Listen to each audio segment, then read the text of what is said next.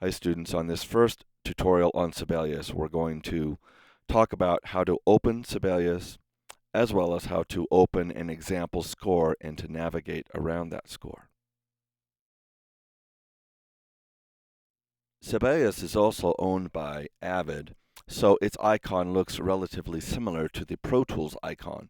If you look down here in my toolbar, you'll see here's the Pro Tools icon, and then right here is the Sibelius 7 icon. So it's also a purple-based icon with the treble clef for its main icon.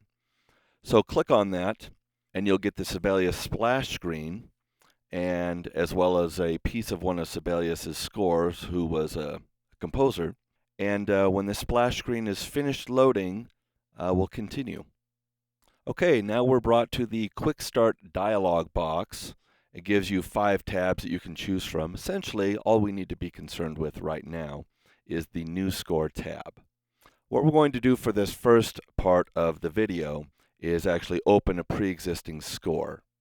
So we can find that by going to Open Other to the Macintosh hard drive, and then you will scroll down to Users, and then you'll scroll to Shared, and you'll find Sibelius example scores, and the one we want to click on is this orchestral.sib.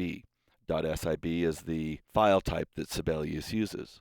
So we're going to go ahead and open this orchestral score.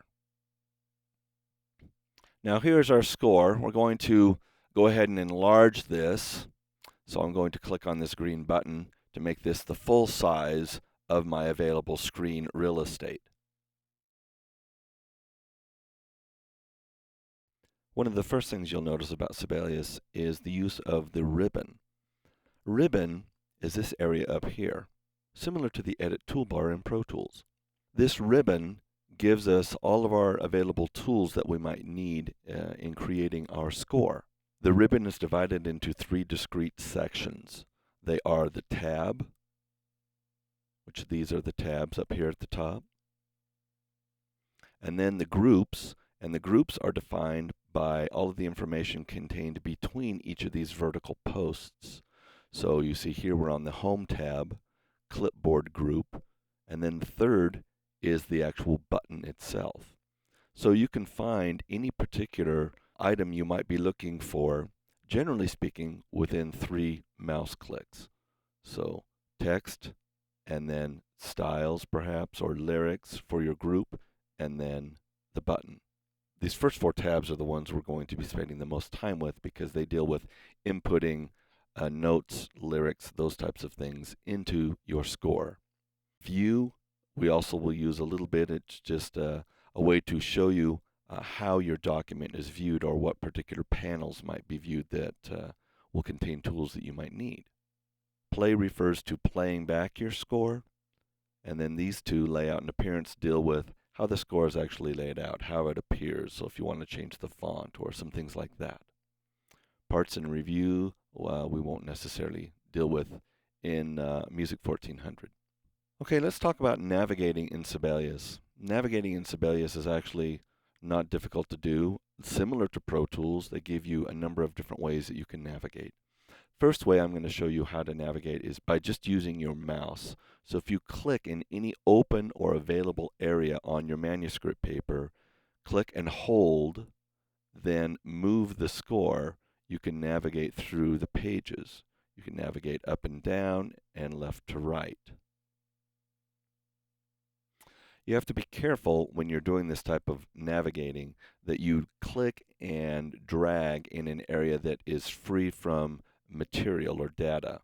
So if I go here and I click here and then try to drag, it's going to create all kinds of problems. Let me undo that, Command Z. Make sure you are always clicking and dragging in an open, available spot on your manuscript or on your score paper. Second way to navigate is by using the scroll wheel.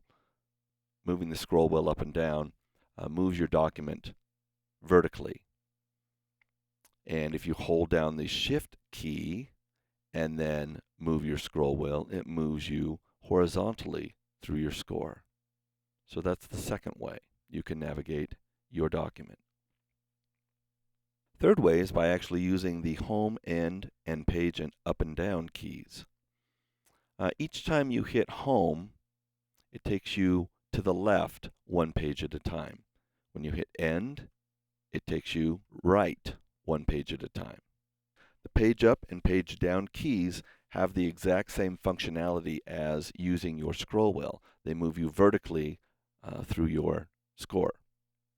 Let me go ahead and zoom in here just a little bit, and then you can see the effect of the page up and page down keys. You can also use the modifier key command and end or home, and that will take you either to the beginning or end of your score, respectively. Command and end takes me to the last page. Command and home takes me to the first page of my score. Those are the three ways to navigate inside Sibelius. Drag with your mouse, scroll wheel vertically and scroll wheel horizontally by using the shift key, and then using the home button to move one page at a time to the left, and the end button to move one page at a time to the right. Command and home to move to the beginning of the score, command and end to move to the end of the score, and the page up and page down buttons as an option to the scroll wheel. You can also zoom a number of different ways in Sibelius. First way is by going down and grabbing and using this tool right here, this slider. That will zoom you in or out. And it'll zoom you in or out based on your selection. So if you make a selection like that, it's going to zoom in on that selection. Second way to zoom in is also using your scroll wheel. In this case, we use the command modifier key. Press that and then use our scroll wheel. And as we scroll in or out, it zooms in or out.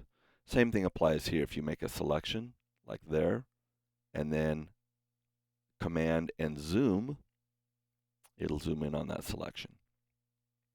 The third way to zoom in or out is by using the command modifier key and the plus or minus buttons.